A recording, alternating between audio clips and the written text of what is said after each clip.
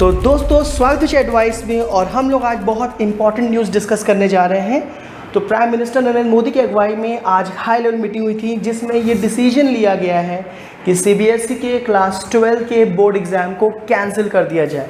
अभी कुछ दिनों पहले 10th के एग्ज़ाम को भी इसी तरह कैंसिल किया गया था। अब आपको मैं बताता चलूँ कि इसको लेके काफ़ी हाई तबाह मची थी। कई राज्यों के चीफ मिनिस्टर, स्पेशली दिल्ली के चीफ मिनिस्टर अरविंद केजरीवाल बार बार ये सिफारिश कर रहे थे कि 12th के बोर्ड एग्ज़ाम नहीं होने चाहिए, क्योंकि अभी ऑलरेडी कोविड की सेकेंड वेव चल रही है।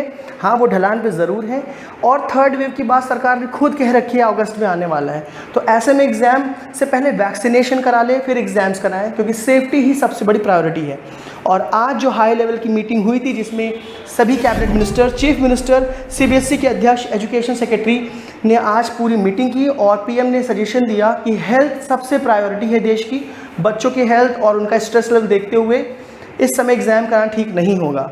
मैं आपको बताता चलूँ कि एक PIL ऑलरेडी सुप्रीम कोर्ट में दाखिल है, जहाँ पे ये कहा गया कि एग्ज़ाम को रद्द या रोक देना चाहिए, क्योंकि ये सही समय नहीं है। तो अब PIL जब सुप्रीम कोर्ट में गया और सुप्रीम कोर्ट ने सुनवाई मांगी, तो वहाँ पे एजुकेशन मिनिस्ट्री ने 3 प्रपोजल रखे।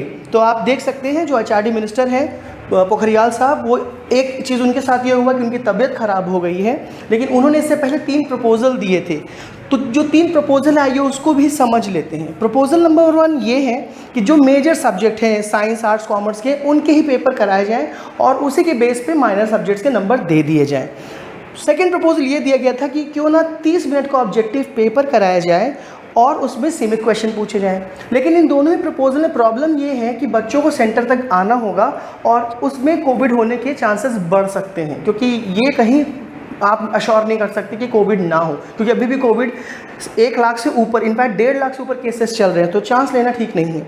और जो तीसरा ऑप्शन दिया था एजुकेशन मिनिस्टर ने, वो ये था कि अगर ज़्यादा हालात बिगड़ते हैं तो 9वीं, 10वीं और 11वीं के आधार पर असेस करके बच्चों का 12th का रिजल्ट दिया जाए। ये प्रपोजल दिया था सरकार ने और 2 दिन का समय मांगा था।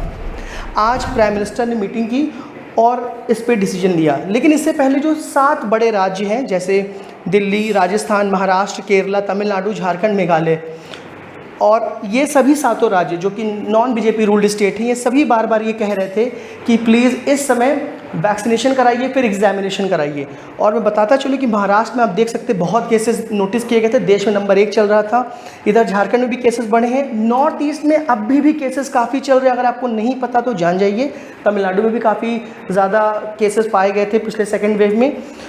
एक राज्य ऐसा है अरुणाचल प्रदेश, जो बीजेपी सपोर्टेड है, बीजेपी द्वारा शासित है, उसने भी वैक्सीनेशन की बात कही है। तो इस सिचुएशन को देखते हुए प्राइम मिनिस्टर ने एक सही डिसीजन लिया है कि एग्ज़ाम को कैंसिल कर दिया है। हालांकि बता दूं कि जो कॉम्पिटिटिव एग्जाम्स हैं वो होके रहेंगे, उसके डेट्स और चीज़ों पे डिसीजन बाद में लिया जाएगा।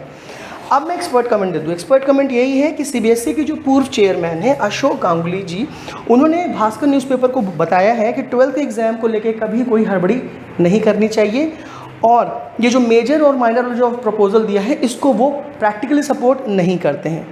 तो यही पूरा प्रोजेक्ट था, डिस्कशन था मेरे बात का। मैं उम्मीद करता हूँ सीबीएसई की जो न्यूज़ में दी है आपको समझ में आई होगी। मिलते हैं अगले वीडियो में। धन्यवाद।